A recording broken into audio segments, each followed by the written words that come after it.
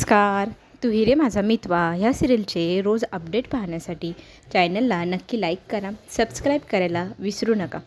आज आपल्याला इथे पाहायला मिळत आहे की अर्णव विचार करू लागतो त्या घटनेचा, ज्या वेळेला त्याला समजलं की आकाश आणि नम्रता एकमेकांवर प्रेम करतात. त्यांच्या ह्या प्रेमाची गोष्ट ईश्वरीने पण पूर्ण सांगितली. पण आता इथे अर्णव पेचत पडला आहे की आपल्या आईच्या मरण्याच्या बाबतीत ज्या व्यक्तीचा हात आहे त्याच व्यक्तीच्या मुलीशी आपल्या भावाचं कसं लग्न करू द्यायचं. तितक्यातच मामा तिथे येतं. मामा हाक मारतात अर्णवला. अर्णव भानावर येतो आणि मग मामा विचारू लागतात की काय विचार करतोय तू. तर तो म्हणतो काही नाही मामा, बोल तुझं काय काम होतं. तर तो म्हणू लागतो की माझ्या बायकोने ईश्वरीवरती असे आरोप लावले, ह्या गोष्टीची खरंच मला खंत वाटते. त्या बिंडोकबाईशी कसं बोलावं तेच कळत नाही आणि ती दरवेळेला असं काहीतरी वागते आणि मला खरंच शर्मेने मान खाली घालावं वाटते. तू माफ करशील ना मला, तिने काही जे केले त्याच्याबद्दल. तर इथे अर्णव म्हणू लागतो की मामा, मामी कशी आहे आम्हाला माहिती आहे ना. तू नको तिच्या वतीने माफी मागू आणि आम्ही तिच्यावर रागवणार पण नाही. थोड्या दिवसांनी तीही विसरून जाईल आणि आम्हीही विसरून जाईल, एवढं मनावर घेऊ नकोस तू पण. आणि असं समजवून इथे अर्णव मामांना जायला सांगतो, कारण त्याला ऑनलाईन मीटिंग आहे असं त्यांनी कारण सांगितलेलं असतं. खरं तर काही मीटिंग वगैरे नसते. तो विचारत असतो की काय करायचं पुढे. इकडे ईश्वरी गरमागरम खस्ता कचुरिया बनवत असते. तितक्यात तिथे मामी जाते आणि विचारू लागते ईश्वरीला की तुम्ही जबरदस्ती आमच्या घरात घुसण्याचा प्रयत्न करताय ना. आधी बळजबरीने तू आली आणि आता तुझ्या बहिणीलाही माझ्या मुलाच्या जाळ्यात अडकवून आता तूही तुझ्या बहिणीला घरात घेऊन येण्याचा प्रयत्न करत आहे का. इथे ईश्वरी सांगू लागते, मामी असं काहीही विचार करू नका. तुम्ही जो विचार करताय तो फार चुकीचा आहे. खरंच ते दोघंजणं एकमेकांवर खूप प्रेम करतात. माझा नाही तर तुमच्या मुलाचा तरी विचार करा. त्याच्या मनाविरुद्ध बळजबरीने तुम्ही दुसऱ्या व्यक्तीशी त्याचं लग्न लावून देणार आणि तो खरंच आनंदी राहील का, ह्या गोष्टीचा जरी विचार करा. तरी ती वल्लवी सांगते, माझ्या मुलाचा आनंद कशात आहे आणि कशात नाही हे तू काही मला शिकवायचं नाही आणि मी ठरवलेलं लग्न साखरपुडा मोडणार नाही. ते होणार म्हणजे होणार. तितक्यात तिथे मामा येतात आणि मामा म्हणू लागतात, वल्लवी ही कोणती पद्धत बोलण्याची. कालही तू तिचा अपमान केला, त्याची तू अजून माफीही मागितलेली नाही. आता अजून तिच्याशी रोख पद्धतीने बोलते तू तिची माफी मागायला हवी. मग तिची माफी. तर इथे वल्लवी म्हणते, मी आणि ह्या मुलीची माफी जमणार नाही. अशा तोऱ्यामध्ये मामी बोलू लागते. मामा माफी मागायला जबरदस्ती करू लागतात. त्या दोघांमध्ये वादावादी सुरू झालेली असते.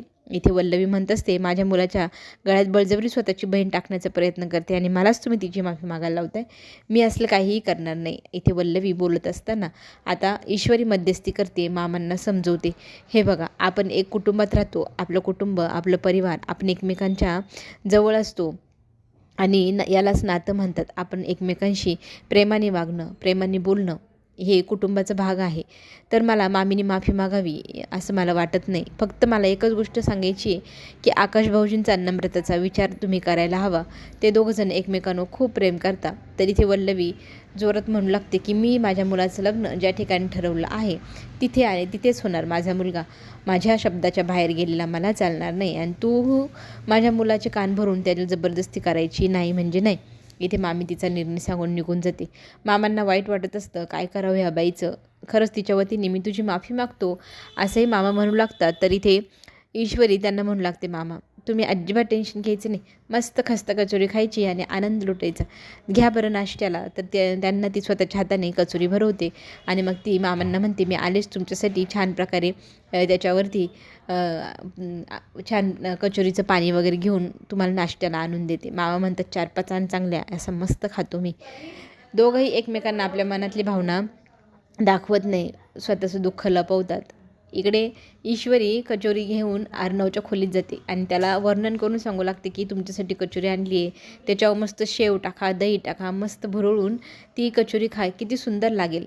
तर मी तुम्हाला बनवून देऊ का, असा आग्रह ती करू लागते. तर इथे आपला अर्णव तिला म्हणू लागतो की तू का करते हे सगळं, मला सगळं माहिती आहे. तू जो प्रयत्न करते तो आत्ताच्या आत्ता इथेच थांबव. तू तुझ्या बहिणीला माझ्या भावाशी लग्न करून द्यावी म्हणून तू प्रयत्न करते, पण मी तसलं काहीही करणार नाही. माझ्याकडनं तसल्या अपेक्षा ठेवू पण नको आणि हे कधी घडणारही नाही. तुमचा जो काही प्लॅन आहे तुमच्याकडेच ठेवा असं सांगून इथे अर्णव एकदम कठोर शब्दात बोलू लागतो आणि निघून जातो. खरंच इथे आपल्या ईश्वरीला वाईट वाटतं. कुणाचं प्रेम समजून घ्यायला तर हवं. मी तुमच्यावर इतकं प्रेम केलं, त्या प्रेमाची सुद्धा तुम्हाला किंमत नाही. ते तुमच्यापर्यंत पोहोचलंही नाही. तुम्ही कधीच कुणाचं मन नाही समजू शकणार. पण मी 2 प्रेम करणाऱ्या जोडप्याला कधीही वेगळं होऊ देणार नाही. त्या दोघांना मी एक सगळ्या जगाशी लढेल आणि त्या दोघांना एकत्र आणेल म्हणजे आणेल असा निर्धारित ईश्वरीने केला आहे. एकटीच्या जीवावर आता हे सगळं ती साध्य करण्याचा प्रयत्न करणार. बघता बघता सकाळ झाली. ईश्वरी घरात कुठेच दिसेना. अर्णव झोपेतून उठतो. बेल वाजलीच नाही. उशीर झाला. उशीर झालेला पाहून आज मी सिंदूर कुठे गेली, मला उठवलं नाही असा विचार करू लागला. पण ठीक आहे, आज साखरपुडा आहे तर लवकर लवकर आवरायचं असा विचार करून तो आंघोळीला जातो. आंघोळ केली की लगेचच तयारी, साखरपुड्याचे कपडे वगैरे घालून तो करायला घेतो. आणि इकडे सगळी तयारी झालेली असते. वल्लवी मात्र फार खुश असते. माझ्या मुलाचा ना साखरपुडा मला ग्रँड पद्धतीने करायचा होता, पण काय घाई झाली आहे ना, म्हणून एवढ्या साध्या पद्धतीने घरात करावा लागतो आहे याची खंत ती सगळ्यांसमोर व्यक्त करू लागते. तर आजी आणि अंजलीच्या चेहऱ्यावर आनंदच दिसत नाही. तर ती म्हणू लागते की तुम्ही एवढा कसला विचार करताय. तर इथे आजी म्हणू लागते की मला ना खरं तर माझ्या नातवाची काळजी वाटते, त्याला खरंच आनंद आहे ना ह्या सगळ्या गोष्टी, तो नक्की हो म्हणाला ना. तर वल्लवी म्हणते हो, तो हो म्हणाला आहे म्हणून तेवढी तयारी केली आहे. इथे तितक्यातच अर्णव खोलीतनं बाहेर खाली आलेला असतो. त्याला पाहून वल्लवी म्हणते आज तू खूप सुंदर दिसतोय, भावाचा साखरपुडा आहे म्हणून आज छानच तयार झाला आहेस ना. तर तो त्याला थँक्यू म्हणतो. आणि ईश्वरी दिसत नाही आहे तर अंजली ताईला तो विचारू लागतो तू पाहिलंस का. अंजली पण म्हणू लागते की मी तिला ना सकाळपासून पाहिलेलं नाही, आज दिसलीच नाही. तर आता दिसली नाही म्हटल्यावर अर्णवला टेन्शन येतं. सगळ्यात पहिले राकेशचा चेहरा त्याच्या पुढे येतो. मग तो तिला घरभर शोधून पाहतो. मग बघतो असं विचार करतो. तर तो घरात तिला शोधायला जाऊ लागतो. सगळ्या खोल्यांमध्ये खोलीचं दार खोलून अंजली आपली ईश्वरी करत पूर्ण घर तो शोधायला सुरुवात करतो. सगळ्या घराच्या खोल्या पाहिल्या, किचन पाहिलं, हॉल पाहिला, सगळीकडे पाहिलं, कुठेच भेटली नाही. शेवटची खोली उरलेली असते. आता ही राकेशची खोली, याच्यात तर ती जाणार नाही. पण त्या नराधमाची काही आपल्याला मनाची खोलावा नाही की तो काही करू शकतो. तर ह्याच भीतीपोटी तो त्या खोलीमध्येही पाहायला जातो आणि ईश्वरी अशी हाक मारतो. तर तो म्हणतो अरे तू कोणत्या रूममध्ये आला आहे, ही रूम माझी आहे आणि माझ्या रूममध्ये ईश्वरी का, माझ्याकडे येणार होती का ती, मला समर्पित होणार आहे का काय तुझी बायको, असं म्हणत तो तिथे अर्णवला चिडवू लागतो. तर अर्णव इथे म्हणू लागतो की जास्त भोळं बनण्याची पण प्रयत्न करू नको तू. तर राकेश म्हणतो म्हणजे नक्की तुला काय म्हणायचे. तर इथे अर्णव म्हणू लागतो की सकाळपासून ईश्वरी कुणाला दिसलेली नाही आणि घरामध्ये पण नाही, तू तर काही केलेलं नाही, तुझा हात तर नाही ना या सगळ्या गोष्टीमध्ये. तर इथे राकेश म्हणतो नाही रे बुवा, मी का करेल, करायचं असतं तर मी कधीच केलं असतं. माझी इंदोरी जिलेबी गायब करून ती आता तुझ्याकडे, तिला मी ऑफर दिली माझ्याकडे ये म्हणून, पण अजून आलेली नाही. आली तर मी सगळ्यात पहिले तुलाच सांगेल.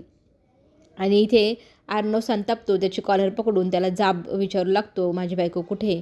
त्याच वेळेला आजी त्या खोलीत येते आणि पाहते तर काय, इथे अर्णवने टाईट कॉलर पकडली आहे जावई बापूंची. आजी घाबरते आणि म्हणते अर्णव हे काय करतोयस तू. तर अर्णव म्हणतो अगं आजी मी काय नाही करते, कॉलरला जरा गोड्या पडल्या होत्या, ती सरळ करून देतोय जिजूंना. तर इथे आजीला राकेश मुद्दाम विचारू लागतो तुम्हाला काय वाटलं, तुमच्या नातवाने पुन्हा एकदा माझी कॉलर धरली, मला मारण्यासाठी बुक्की आवडली आणि मला पंच देणार तोंडात, असं वाटत होतं का. तर इथे आजी म्हणते नाही माझाच गैरसमज झाला. तर इथे आजी पुन्हा प्रश्न करते अर्णवला की ईश्वरी कुठे आहे, दिसली का तुला, काय कळलं का नाही, फोन तर काही लागत नाही आहे. तर इथे अर्णव म्हणतो की मी तिच्या आईलाच फोन करतो, तिच्या आईकडे गेली असेल तर. हाच विचार करून मग तो फोन लावायला घेतो. तिचा फोनही स्विच ऑफ येतोय. हा काय प्रकार, म्हणजे त्या मायलेकी गायब झाले की काय, असं मुद्दाम राकेश आता अर्णवच्या कानात गुणगुणू लागतो. अख्खं कुटुंब गायब झालं असावं बहुतेक, म्हणूनच कोणीही फोन उचलत नाही असं म्हणत इथे अर्णवला राकेश घाबरवू लागतो. आजी म्हणू लागते की नाहीतर तू तिकडे जाऊनच स्वतः पाहून येतोस का. तर अर्णव घाईघाईने आता नम्रता आणि तिच्या घरी निघालेला असतो. राकेश मात्र विचार करतोय ही काय गुगली इंदुरी जिलेबी नक्कीच गायब झाली तर झाली कुठे, काय चाललंय तिच्या मनामध्ये. इथे ना नम्रताला कॉल येत असतो आकाशचा आणि त्याच वेळेला ईश्वरीची आई तिथे जाते. नम्रताला जाब विचारते की हा कॉल तुला का येतोय. तर ती सांगू लागते की मी त्यांच्यावर खूप प्रेम करते आणि आज त्यांच्या आईने साखरपुडा ठरवला आहे. हे सगळं त्या ईश्वरीमुळे झालं. ईश्वरीने त्यांच्या घरात सांगितलं आणि त्यांनी लगेच घाईगडबडीत आकाशचा एका दिवसात साखरपुडा ठरवला. तर इथे असं खूप रागावून अशी नम्रताची आई तिला म्हणू लागते की तू ना चुकीच्या ठिकाणी जाळ्यात अडकून राहिली. तर ती म्हणते चुकीच्या ठिकाणी कसं काय, ईश्वरी पण त्या घरात आहे ना. तर ईश्वरीचं लग्न कोणत्या पद्धतीत झालं तुला माहिती आहे ना. ते घराणं आपल्याला साजेसं नाही आहे, ते खूप श्रीमंत आहे, आपण खूप गरीब आहे, आपण त्यांच्या कुठल्याही गोष्टीत बसतच नाही. त्याच्यामुळे तुझं लग्न आकाशशी होणं शक्यच नाही. तू हा विचार सोडून दे. आणि पुन्हा पुन्हा कॉल येत असतो आकाशचा. तर इथे ईश्वरीची आई नम्रताच्या हातातनं मोबाईल घेतो आणि म्हणू लागते की तू अजिबात आता ह्या मुलाशी बोलायचंही नाही आणि विचारही करायचा नाही. तिचा फोन धुडकावून फेकून देते आणि तिला ठणठणीच सांगते की हा जो तुझ्या मनात विचार चालला आहे आत्ताच्या आत्ता काढून टाक. मी तुला आधीपासून सांगत होते दूर राहा दूर राहा, तरी तू त्याच्यात अडकतच गेली आहे. मला चालणार नाही, तू आता कुठल्याही प्रकारे त्या व्यक्तीच्या जाळ्यात अडकायचंच नाही असं तिने सांगितलेल्यानंतर नम्रता मात्र फार चिडते. तिला असं वाटू लागतं की हे सगळं ईश्वरीमुळेच झालं. ईश्वरीला जर सांगितलं नसतं की आम्ही दोघं एकमेकांच्या प्रेमात आहे तर हे सगळं घडलंच नसतं. ईश्वरीचीच इच्छा आहे की आमच्या दोघांचं लग्न होऊ नये, म्हणून तिनेच एवढे प्रयत्न केले आणि आईला पण माझ्या विरोधात भडकवलं आहे, अशी नम्रताची आता मनाची भावना तयार झाली आहे चुकीची. इथे बघता बघता नवरीकडची मंडळी आली, त्यांचं स्वागताला नवरदेवाकडचे गेले. नवरीला नमस्कार केल्यानंतर गुड मॉर्निंग जेव्हा आंटी असं ती म्हणते तर लगेचच वल्लवी म्हणते अगं आता आई म्हणायची सवय करून घे, आता तू माझी लेकच तर होणार आहे असं कौतुकाने म्हणते. आणि तीही म्हणते हो नक्कीच मी तुम्हाला आई म्हणण्याचा प्रयत्न करेन. बघता बघता पाहुणे आले, पाहुणचार सुरू झाला आणि आता आजी इथे वल्लवीला आणि अंजलीला 2 मिनटं माझ्यासोबत बाहेर येता का. बाजूला ती त्या दोघींना घेऊन जाते आणि इथे पुन्हा एकदा वल्लवीला विचारू लागते की आकाश अजूनही रूमच्या बाहेर आलेला नाही, त्याच्या मनात नक्की काय चालू आहे हे तुला माहिती आहे का. नक्की तो साखरपुड्याला तयार आहे ना. त्याच्यावर जबरदस्ती झालेली मला चालणार नाही, त्याच्या मनाविरुद्ध आपण काहीही करायला नको अशी इथे आजीची इच्छा असते. नातवाच्या प्रेमापोटी आजी आता त्याची बाजू घ्यायला तयार असते, पण वल्लवी म्हणते नाही तो तयार आहे म्हणूनच तर मी एवढी तयारी केली, त्याने मला वचन दिले तो साखरपुडा करणार.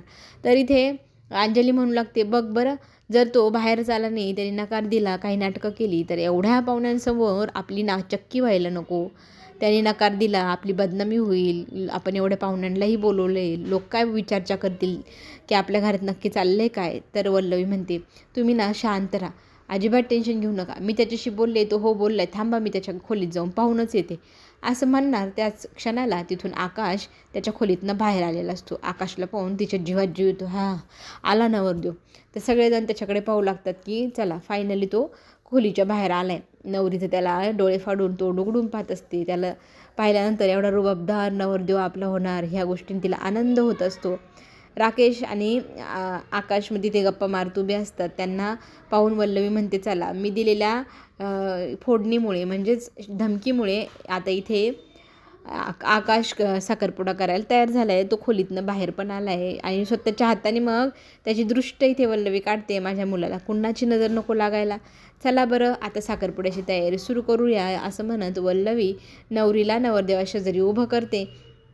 आणि त्याच वेळेला इथे नवरीची आई म्हणते की करायची का सुरुवात. तर इथे वल्लवी म्हणते हो नक्कीच, पण तितक्यातच आजी म्हणते नाही अजून ना अर्णव आलेलं नाही, अर्णव आल्यावर सुरुवात करूया. तर तो कुठे गेला आहे हा प्रश्न विचारल्यावरती आता वल्लवी सांगते की तो एंगेजमेंटचे आपले अंगठी आणायला गेला आहे. तर इथे नवरीच्या आईला प्रश्न पडतो की अंगठी जर तयार आहे रेडीमेड आहे तर त्यांना यायला एवढा वेळ का लागतो आहे, फक्त जायचं घ्यायचं आणि यायचं आहे ना. बघता बघता 1-1.5 तास तरी लागेल असं वाटू लागलेलं असतं. तर नवरीच्या आईच्या प्रश्नांना काय काय उत्तर द्यावं हे काही इथे वल्लवीला सुचेना आणि उलटे उत्तर देतच असताना इथे मामा म्हणू लागतात की मी फोन करून पाहतो किती वेळ लागेल. मामा साईडला जातात, इथे ईश्वरीला फोन लावतात. ईश्वरीचा फोन स्विच ऑफ येतो, पोहोचू शकत नाही, बंद येतो आहे. आता काय करावं, तर तो पुन्हा एकदा आपल्या अर्णवला फोन लावतो. अर्णवचाही फोन लागेनासं होतो, परत फोन लावतच असतो मामा. आणि इकडे ना अर्णव गेलेला असतो तिला शोधण्यासाठी, तिचे आवडीचे ठिकाण मंदिरं वगैरे सगळे शोधले पण तिथे काही ईश्वरी सापडली नाही. मग आता ईश्वरीच्या आईच्या घरी अर्णव निघालेला असतो ईश्वरीला शोधण्यासाठी. इथे खरं तर त्याला खूप टेन्शन आलेलं असतं. तितक्यात मोबाईलची रिंग वाजते. मामा म्हणतात की तुम्ही दोघंजण कुठे आणि किती वेळात येत आहे. तर इथे अर्णव सांगू लागतो की मला अजून ईश्वरी सापडलीच नाही आहे, मी तिच्या आईच्या घरी चाललो आहे, तिथे जर सापडली तर तिला घेऊन मी लगेचच साखरपुड्याच्या ठिकाणी येतो मामा अर्ध्या तासात तरी मी येतो, तोपर्यंत थांबा, असा निरोप इथे अर्णवने मामांना दिलेला असतो. आणि मग मामाही तो निरोप सगळ्यांना जाऊन सांगतात की अर्णवला यायला अर्धा तास तरी लागेल, तर आपण थोडा अर्ध्या तासाचा वाट पाहायचा का. आपले ज्योतिषी गुरुजी म्हणतात की अर्धा तास खूप होईल, कारण 1 तासाचाच मुहूर्त आहे, त्याच्यानंतर मुहूर्त नाही आहे, तर त्याच्या आधी इथे साखरपुडा उरकून घ्यावा लागेल. पण सगळ्यांच्या समोर इथे आजी सांगू लागते, जर अर्णव आलेलं नाही तर साखरपुडा थांबवावाच लागेल. 1 तास आहे ना अजून वेळ, तर अर्ध्या तासात येईलच अर्णव, असं म्हणत आजी आता सगळ्यांना थांबवून ठेवते.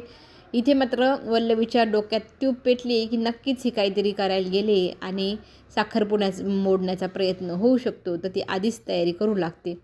इकडे मात्र अर्णव संतापलेला असतो. आधीच इतकं टेन्शन आहे घरामध्ये, राकेशचं टेन्शन, त्याच्यात ईश्वरी फोन स्विच ऑफ करून ठेवते.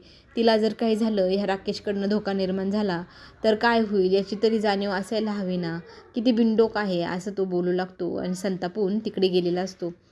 तर त्याला तिकडे गेल्यानंतर खरं तर नम्रताचं जे काय मनात होतं ते कळलेलं असतं. नम्रताच्या प्रेमाखातर आता इथे अर्णव ठामपणे तिच्या पाठीशी उभं राहणार. तो तिला म्हणू लागतो, तू जर एखाद्या व्यक्तीवर प्रेम करते तर ते प्रेम तुला मिळायलाच हवं, मी तुला साथ देतो, चल बरं, असं तिला हाताला धरत तो घरी घेऊन येतो.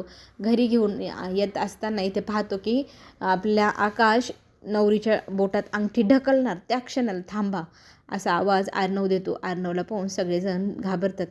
इथे वल्लवीला तर घामच फुटतो, थांबा म्हटलं आहे म्हणजे आता हा नक्की काहीतरी गडबड करणार. तर इथे ना तो म्हणू लागतो अर्णव सगळ्यांसमोर आकाशला, तू जर नम्रतावर प्रेम करतो तर का तू ह्या मुलीशी साखरपुडा करत आहे, तुला ह्या गोष्टीची जाणीव आहे का. तुझ्या ह्या साखरपुड्यामुळे तुझं नम्रताचं आणि ह्या होणाऱ्या नवीन सुनबाईचं किती नुकसान होईल. तू 3 आयुष्यांचा खेळ करतोय, 3 जणींचे आयुष्य ह्या गोष्टीने जर बदलणार असेल तर तू नको करू. हे तुला नाही करायचं त्या मुलीशी लग्न तर नको करू. नम्रताशी जर तू प्रेम करत असेल तर नम्रताच्या बोटात अंगठी घाल. आता पुढे आकाश काय निर्णय घेतो, आईच्या बाजूने की नम्रताच्या बाजूने, हे पाहायला आपल्याला नक्कीच आवडणार. आपण पुन्हा भेटू.